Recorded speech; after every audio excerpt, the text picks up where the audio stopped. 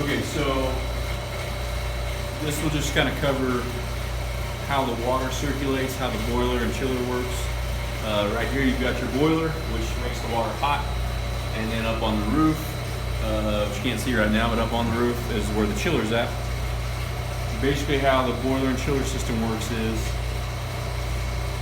you're constantly circulating water out to the apartments, and then each individual apartment has what's called a coil up in the hallway and the ceiling, and a little fan. And if there's hot water from the boiler, let's just take winter time for example, the water's hot because the boiler's on, making the water hot and it's circulating. Then whenever the coils and the fans blow, it blows that hot water that's going through the radiators, and then that blows it out into the apartments. If you summertime, you have the chiller on, and that makes the water cold, so that way you have air conditioning in the summertime. So we always check these gauges over here, and the gauges always need to be about 40 psi, and each gauge is about at 40 psi right now. One will be a little lower than the other, but around that range. And then these two gauges right here, this is the temperature of the water as it's coming out of the chiller, and that's at about 47 degrees if I'm reading that right. And then it's this is the temperature of the water when it's come back. Obviously it's heated up a little bit after going through the apartments. It's almost usually 5 degrees difference between the two. If the pressures aren't right, let's say the pressures are way too high, the way you relieve that, I don't know if you want to go over there, it'll be fine. The way you relieve that is there's a little valve right here, and you'll kind of watch it, give me some water come out. And you can relieve that as much water off of as you want. Then you keep checking the gauges, and then the gauges should go back down around 40 psi. There's a thing that auto-regulates that, so it's typically not ever a problem.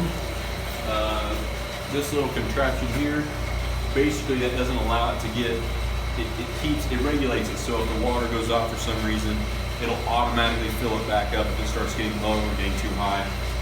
There is a bypass for that. You got these two right here.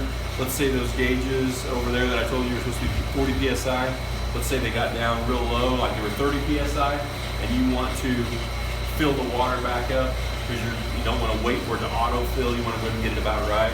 All there is there's a bypass around that, and you'll watch as you start to turn this valve on, water will start to come in, and then the pressures on the gauges will start to go back up.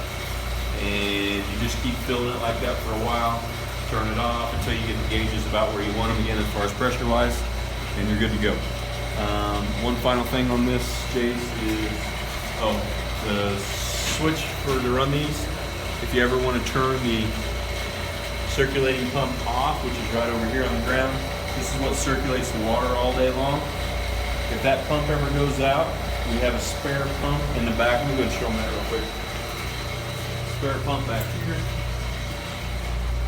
Here's where all our air conditioner motors are, by the way. Let's see, we got a spare pump for the circulating hot water circulator, which was the red one that we showed you at first. And then we have one for the blue, and it's right here. That's a spare motor and pump for the blue one that I was just showing you out in front that circulates the chiller and boiler water. You ever need to turn the whole system off? If you flip this switch right here to off, it will shut off the water from circulating, and it'll also shut off the boiler and the chiller, whichever one happens to be on, whichever time of the year it is.